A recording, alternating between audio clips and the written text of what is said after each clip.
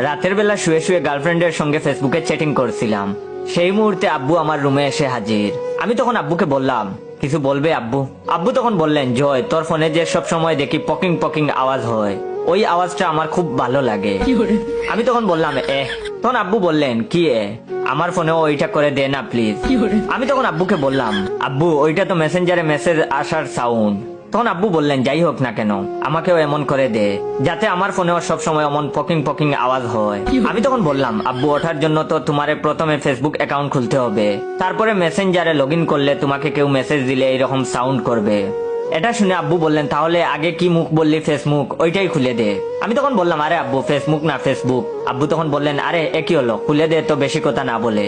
আমি তখন বললাম, আচ্ছা আচ্ছা তোমার ফোন দাও। অতঃপর আব্বুর জন্য একটা ফেসবুক অ্যাকাউন্ট খোলা শুরু করলাম। আমি তখন আব্বুকে বললাম, আচ্ছা তোমার পুরো নামই দিব নাকি ডাক নাম? আব্বু কিছুক্ষণ ভেবে বললেন, নাম দে, ডিজে কুলবয় মিস্টার এমডি জাহিদ। আমি তখন অবাক হয়ে বললাম, হোয়াট? আব্বু তখন বললেন, আরে হাট বাজার দিবি কেন, যা দিতে বললাম তাই দে। অতঃপর আমি হাবলার মতো আব্বু যেমন যেমন বলে সেভাবেই একটা ফেসবুক অ্যাকাউন্ট খুলে দিলাম। আমি তখন আব্বুকে বললাম, আব্বু তোমার অ্যাকাউন্ট খোলা শেষ, তোমার ডাকনাম কি দিব যেটা তোমার প্রোফাইলে শো করবে? তখন আব্বু বললেন, ডাকনাম দিবি হলো 78% ইনোসেন্ট, 95% সেক্সি, 66% কুল ডুড, 44% লাভার বয়। আব্বু আরো কিছু বলতে যাবেন, এই সময় আমি বললাম, আরে হয়েছে হয়েছে, এত বড় নাম নিকনেম দেওয়া যাবে না, অন্য কিছু বলো, তোমার নিজের নাম দিয়ে দেই। আব্বু তখন বললেন, হব বেটা, ডাকনাম দে হার্ট হ্যাকার।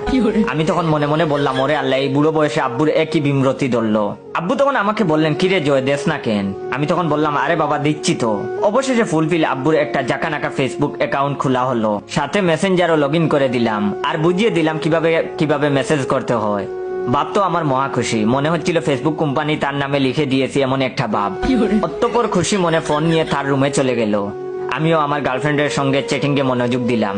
এভাবে দেখতে দেখতে প্রায় এক সপ্তাহ চলে গেল। আব্বু সারাক্ষণ তার ফোন নিয়ে ব্যস্ত থাকে, রুম থেকে বের হয় না বলতে গেলে। সারাদিনই দেখি আব্বুর ফোনে মেসেজের পকিং পকিং সাউন্ড হয়। আমি ভেবে পাই না আব্বু কার সাথে এত মেসেজ করছে। আমি যদি দেখতে চাই আমাকে দেখায়ও না। এভাবে আরো 2 দিন পেরিয়ে যায়। ঘুমিয়ে আসি, হঠাৎ দেখি রাত 3টার দিকে জুমা মানে আমার গার্লফ্রেন্ডের কল। এত রাতে কল দেওয়ার কারণ কি ঠিক বুঝে উঠতে পারলাম না। অতঃপর আমি কলটা রিসিভ করলাম। আমি তখন বললাম, এত রাতে কল দিলা হঠাৎ? তখন আমার গার্লফ্রেন্ড বলল, সি জয়, তোমার বাবা এমন আমি ভাবতেও পারিনি। আমি তখন অবাক হয়ে তাকে জিজ্ঞেস করলাম, আমার বাবা আবার তোমাকে কি করলো? তখন সে বলল, সেটা তোমার বাবাকেই জিজ্ঞেস করে নিও। এটা বলার জন্যই কল দিয়েছি যে তুমি আর জীবনে আমার সাথে যোগাযোগ করার চেষ্টা করো না, ব্রেকআপ। আমি তখন বললাম, হ্যালো হ্যালো হ্যালো, কথা শুনো। কথা কিছু না বলে এই লাইন কেটে দিল। আমি বেশ অবাক হয়ে গেলাম, আব্বু কি এমন করলো যেটার জন্য আমার গার্লফ্রেন্ড মুখের উপরে ব্রেকআপ করে দিল? সেদিন রাতে 1000 চেষ্টা করেও আর তার সাথে কোনো যোগাযোগ করতে পারলাম না। না, এখানে রহস্যের গন্ধ পাচ্ছি। এই রহস্য আমাকে সমাধান করতেই হবে। সেদিন রাতে আর চিন্তায় চিন্তায় ঘুমিয়ে আসলো না। অতঃপর পরের দিন সকালবেলা, এখন প্রায় সকাল 6টা বাজে, আমি চুপি চুপি আব্বুর রুমে চলে গেলাম। গিয়ে দেখতে পেলাম আব্বু বেহুশের মতো ঘুমাচ্ছে। আমি আর সুযোগ হাতছাড়া করলাম না, আব্বুর ফোনটা নিয়ে এক দৌড়ে সোজা আমার রুমে চলে গেলাম। এসেই প্রথমে আব্বুর মেসেঞ্জার ওপেন করলাম, আর মেসেঞ্জারে ওপেন করেই চ্যাট লিস্টের প্রথমেই আমার গার্লফ্রেন্ডের আইডি দেখতে পেলাম। এটা দেখে আমার মাথা ঘুরতে লাগলো। দেখতে পেলাম আরো বেশ কয়েকজনের সাথে চ্যাট কনভারসেশন রয়েছে। অতঃপর গার্লফ্রেন্ডেরটা দিয়েই পড়া শুরু করলাম, আমার গার্লফ্রেন্ডের সঙ্গে চ্যাট। আসসালামু আলাইকুম রহমতুল্লাহ। ভিডিওটা শেষ করার আগে আপনাদের কাছ থেকে একটু সময় নিয়ে নিচ্ছি, আপনারা দয়া করে ভাইয়ের রিয়েল পেজ ইওর জয়কে ফলো দিয়ে রাখবেন। এন্ড রিয়েল পেজ থেকে ভিডিওটা দেখতে পেলে সবাই বেশি বেশি করে শেয়ার করে দিয়ে দিবেন, যাতে করে আপনার শেয়ারে অন্যরা ভাইয়ের রিয়েল পেজটা পায়। আব্বু আমার গার্লফ্রেন্ড জুমাকে মেসেজ দিয়েছেন, কামান আছা, অর্থাৎ আব্বু তাকে বুঝাতে চেয়েছেন কেমন আছো। তখন আমার গার্লফ্রেন্ড বলল, ঠিক বুঝতে পারলাম না আঙ্কেল। আব্বু তখন বললেন, তামার কামান আছে, অর্থাৎ তিনি বুঝাতে চেয়েছেন তুমি কেমন আছো। তখন আমার গার্লফ্রেন্ড বলল, বেশি ভালো না আঙ্কেল, একটু জোর, হয়তো বুঝতে পেরেছে লেখাটা। আব্বু তখন বললেন, আহাদে তোমার বিচি আছে, অর্থাৎ আব্বু বুঝাতে চেয়েছেন তোমার জোর বেশি আছে। আব্বু আবার ইংরেজিতে টেক্সট দিচ্ছেন তাকে। এই কথাটা আমার গার্লফ্রেন্ড আর বুঝতে পারে নাই। তখন সে বলল, সি সি আঙ্কেল, কি বলেন এগুলা? আব্বু তখন ইংরেজি অক্ষরে বললেন, বালাম তামার যার বিচি কয় ডিগ্রি, অর্থাৎ আব্বু বুঝাতে চেয়েছেন বললাম তোমার জোর বেশি কয় ডিগ্রি। এই কথাটাও আমার গার্লফ্রেন্ড বুঝতে পারে নাই। তখন সে বলল, সি আঙ্কেল, আপনার কাছ থেকে এমন কথা কখনোই আশা করিনি। তখন আমার আব্বু বললেন, আচ্ছা তোমার মার কামান আছে, অর্থাৎ আব্বু বুঝাতে চেয়েছেন আচ্ছা তোমার মা কেমন আছে। এরপরেই দেখলাম কনভারসেশন শেষ, আর লেখা you can reply to this conversation, অর্থাৎ আব্বাকে সে ব্লক করে দিয়েছে।